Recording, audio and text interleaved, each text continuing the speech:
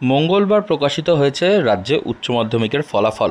রাজ্যের মেধা তালিকার মধ্যে প্রথম 10-এ রয়েছে হুগলি থেকে মোট 14 জন। এদের মধ্যে বেশিরভাগই রয়েছে যারা বিজ্ঞান বিভাগ থেকে এবং আগামী দিনে বেশিরভাগ কৃতী ছাত্রছাত্রীরাই ডাক্তার বা ইঞ্জিনিয়ার হওয়ার স্বপ্ন দেখছে।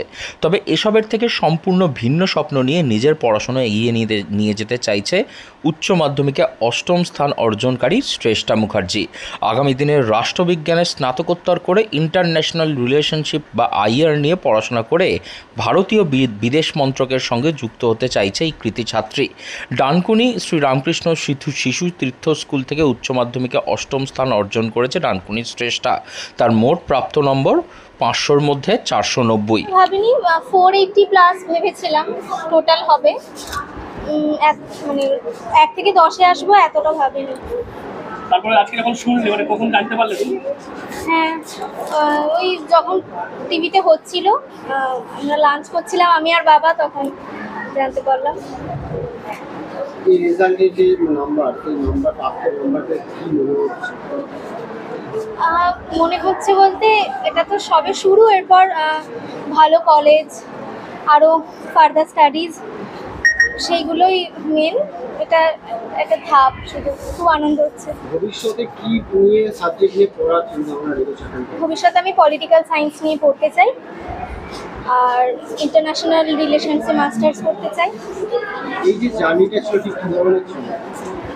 জার্নি বলবো, আমি যেহেতু শুরু থেকেই প্রায় 8 থেকে ঠিক করেছিলাম আমি আর্টস নেব, কারণ আমার আর্টসের সাবজেক্টগুলো পড়তে ভালো লাগতো।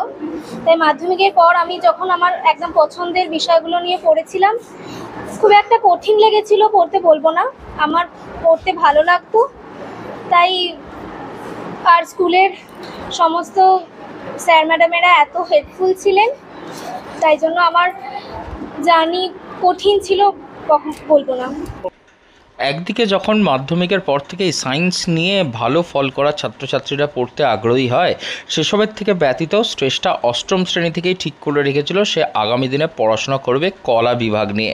তার পছন্দের অন্যতম প্রিয় সাবজেক্ট হলো রাষ্ট্রবিজ্ঞান। তাই আগামী দিনে সে স্বপ্ন দেখছে রাষ্ট্রবিজ্ঞান নিয়ে গ্র্যাজুয়েশন পাশ করে আন্তর্জাতিক সম্পর্ক বা আইআর ইন্টারন্যাশনাল রিলেশনশিপ নিয়ে পড়াশোনা করার। বর্তমানে বিশ্ব রাজ্য রাজনীতির যে সমস্ত বিষয় রয়েছে তা শ্রেষ্ঠাকে যথেষ্টভাবে নাড়িয়ে তোলে। উন্মুক্ত চিন্তাশালী ছাত্রী শ্রেষ্ঠা এখন থেকেই প্রস্তুতি নিচ্ছে কিভাবে আন্তর্জাতিক সম্পর্ক নিয়ে পড়াশোনা করে দেশের বিদেশ মন্ত্রকের সঙ্গে যুক্ত হয়ে কাজ করা যায়, এবং সেই লক্ষ্য নিয়েই আগামী দিনে এগোতে চাইছে সে। এমনকি দেশের যে যুদ্ধকালীন পরিস্থিতি রয়েছে সেই নিয়েও ওয়াকিবহল শ্রেষ্ঠা। তার কথায় স্পষ্ট ফুটে উঠেছে পাহেলগাঁও হত্যালীলার থেকে দেশের বর্তমান পরিস্থিতি এবং সিন্দুর যে অ্যাটাক করলো ভারত, সেই কথাও। নিয়ে পড়াশোনা করবে এখন বর্তমানে যে পরিস্থিতি আমাদের দেশের এবং আরেক দেশের সঙ্গে যে উত্তেজনা পরিস্থিতি, কি বলবে মানে এই বিষয়টা আপনি কিভাবে দেখছেন? যেটা হয়েছে পেহেলগাঁওতে, সেটার একটা কাউন্টার অ্যাটাক, এটা যেটা না নিলে কোনো সঠিক জবাব দেওয়া সম্ভব হতো না। তাই আমি খুবই গর্বিত একজন ভারতীয় হিসেবে, আজকে যেভাবে ভারতীয় সেনারা যে পদক্ষেপ নিয়েছে, এবং আমি এমন কিছু নিয়ে পড়তে চাই যেটা কোনো না কোনোভাবে দেশের ভালো করতে সাহায্য করবে।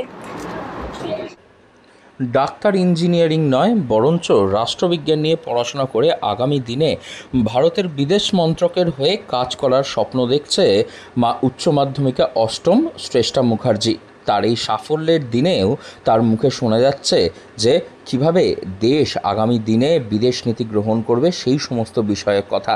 এমনকি সে এখন থেকেই প্রস্তুতি নিচ্ছে আগামী দিনে কিভাবে ইন্টারন্যাশনাল রিলেশনশিপ নিয়ে পড়াশোনা করে দেশের মানুষের জন্য কাজ করা যায় সেই দিকে। হুগলি থেকে রাহি হালদার, লোকাল 18 বাংলা।